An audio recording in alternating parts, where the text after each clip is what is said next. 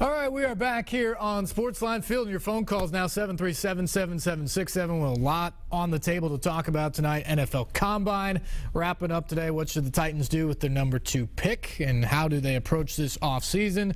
College basketball stuff on the table, and also that crazy story that we just kind of outlaid about Riverdale and Smyrna being tossed out of the big school girls basketball tournament for trying to lose, for tanking last week against each other. Just a crazy story there. We begin tonight with Jay. Jay, good evening. Hey, Steve. First of all, I'll be quick. How long? What about this year in Vanderbilt football? How long do you give Derek Mason? Do you think he'll get the job done this year? And also on the Riverdale thing, you know, if I was a parent, I'd be very upset. I mean, that's just ridiculous. And also, they ought to be embarrassed. The coaches ought to be embarrassed. The fans ought to be embarrassed. And also, I think you ought to do an interview with both coaches. And I'll hang up and listen. Thanks. All right, we appreciate that. Honestly, I think we, as a news station, we're doing the story tonight because there is kind of outrage to this. We'll see about whether we can sit anybody down and what kind of interest and whether they'll stand up and talk about it there. But I don't know. I mean, if you look at it, it was definitely a scheme to try to avoid Blackman down the road. And it was multiple games down the road at this point, too. So, yeah, it's just an embarrassing situation. I don't know either of these coaches personally. So I'm going to reserve some judgment there in terms of the entire body of the work and whether they should lose their jobs over this. Other people can weigh in on that. But to me, this situation is embarrassing and on its own is worth losing your job as a high school coach, because your job is to uphold the integrity of the sport, the integrity of your team, and teach your kids the right way to go about things. None of that happened in that gym on Friday night from either of those coaches, and somebody has some splaining to do about that. In terms of Vanderbilt football, Derek Mason certainly gets this year. He had the opportunity to retool his staff this offseason. I don't know if there's a win total out there that he has to get to. I don't know if it's a bowl game or it's winning 5 games, but there has to be progress. He was such a step back last year, and they were young, and he can use that excuse. First-year head coach, they were young. But at some point, it's got to turn around in the right direction. They have to show progress this year. They've got to win the non-conference games that they should win. You can't lose to a Temple in year 2. And I think at some point, you got to win an SEC game. And if he does that, I think he buys himself more time to continue to build this. If it's 3-9 again, if they struggle in the non-conference, if they go winless in the SEC, I could see a move, because the one thing that's happened now at Vanderbilt is James Franklin has illustrated that you can win there.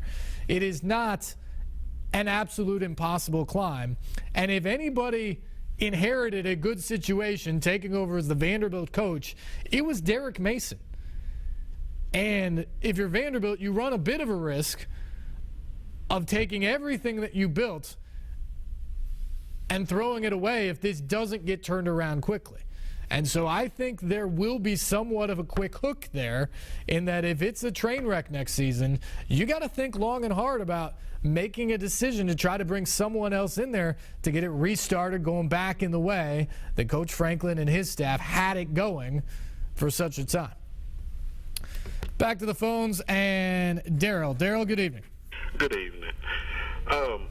My question is, will the Titans ever choose anybody with some awareness and a high motor?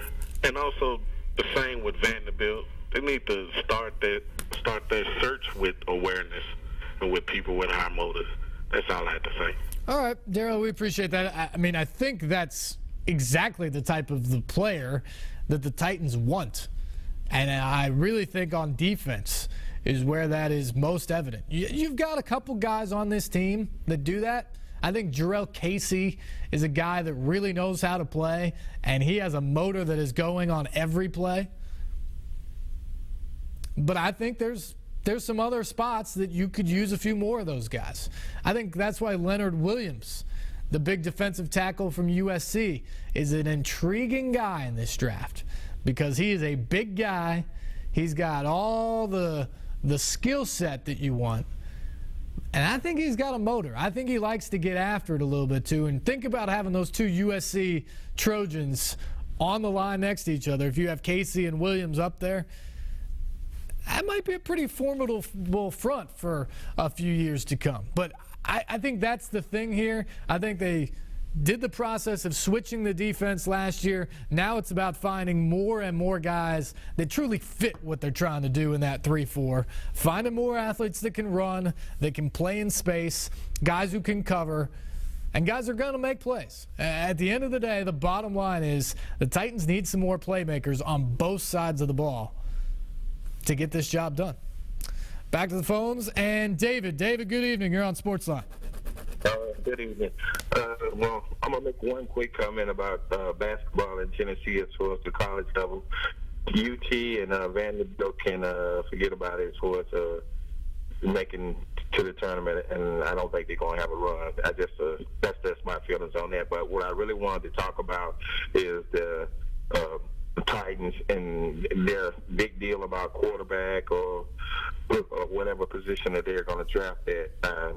What they did, last year with picking up Mecklenburger was a good deal, but first of all, we haven't gotten rid of Jake Locker, but in the end, we still, where we hurt the most, what I thought was at the corner position, and that's where for whatever reason they seem to want to keep those guys that are around, and I don't understand it, but that's where I think they're hurting the most is at that corner position.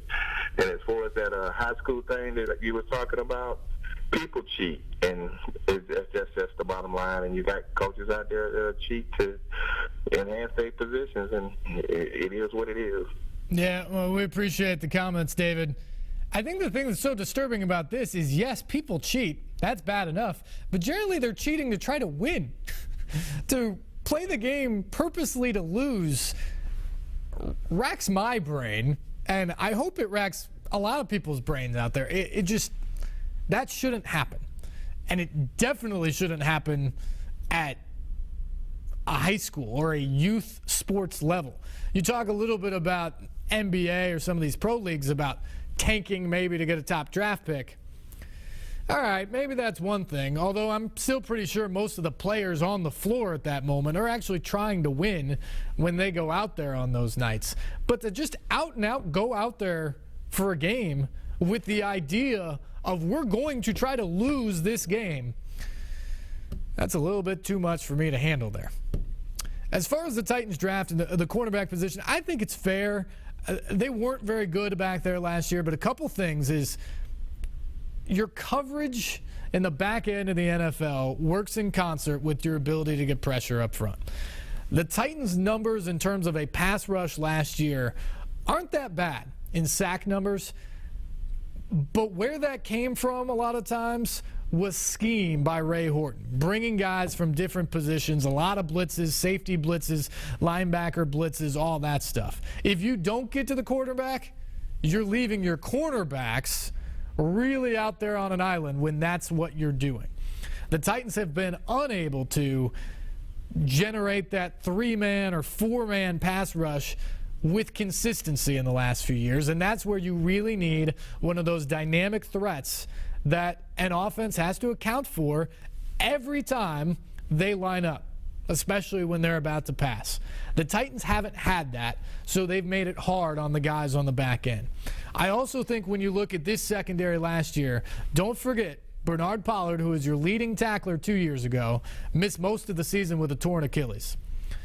And your two cornerbacks opposite Jason McCourty, Bleedy Ray Wilson and Cody Sensabaugh, both struggled through injuries much of the year. Now, they toughed it out and played, but not always at 100%, and certainly not as well at times as I think the Titans believe they can play without those injuries. They're high on both of those guys and their ability to grow into this position. I'm not sure either one of them is a lockdown cornerback or a cornerback even on par with Jason McCourty on the opposite side. So I wouldn't be surprised at all if you perhaps see either a veteran cornerback brought in free agency or a guy somewhere in this draft. But they're not taking a cornerback at that number 2 pick. It's just not a good value in this draft. Trey Waynes is probably the best. He's more of a mid-first round guy. So it's not going to be the first selection unless they trade down based off value in the draft. But I think part of the problem at cornerback, maybe personnel, okay, but I think a big part of it is the way the defense is right now and the personnel everywhere. Lack of pass rush puts too much pressure, an inordinate amount, on those guys on the back end. One more phone call to squeeze in here before break. Let's go to James. James, how are you? Hey, Steve. How's it going, buddy? Doing all right. I got a few things I want to discuss. Sure. Zach Brown, Colin McCarthy. These two guys, I think they may thrive in Dick LeBeau's defense. He may get more out of them than any coach has ever been there. And two, I think, like he was talking about Leonard Williams, I think that would be our safe pick.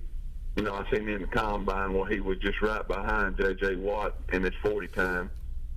Big kid, high motor, and done calling, I forget his name now, but anyway, I just think, McCarthy's going to thrive in this Dick LeBeau if he can stay healthy. Because before he got hurt, man, he was doing good, making some good tackles in open field and stopping the run. And Zach Brown's fast, and I'm just curious. And too, I'll ask you, have you heard anything about Derek Morgan and what kind of talks they're doing, or heard anything further about that? Haven't heard anything at this point. He's a guy that they like.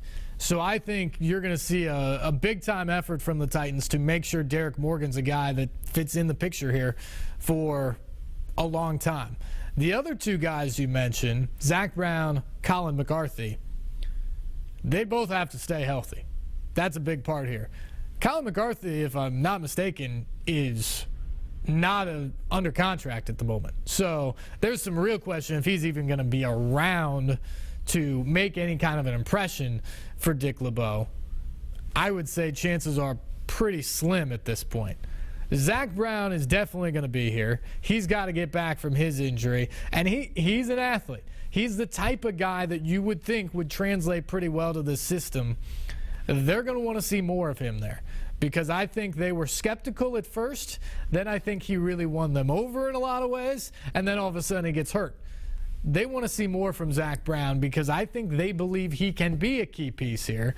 But up to this point, he's either been hurt or inconsistent and unreliable to this point for the Tennessee Titans. We got to take a break. We're running behind. Back with more of your phone calls. 737-7767 is the number. Stay tuned. SportsLine is back after this.